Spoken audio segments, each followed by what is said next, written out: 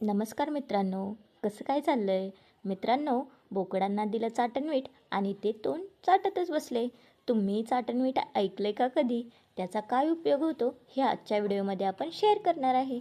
चला तर पाहूया. चाटणवीट हे केवळ चवदारच नाही तर पोषण मूल्यांनी भरलेले आहे, जे बोकडांच्या आरोग्यासाठी फायदेशीर आहे. मित्रांनो, चाटणवीट म्हणजे खनिजवीट किंवा मिनरल ब्लॉक म्हणू शकतो, जे शेळ्यांच्या शरीराला आवश्यक कॅल्शियम, फॉस्फरस आणि खनिजे या चाटणवीटमार्फत शेळ्यांना मिळतात.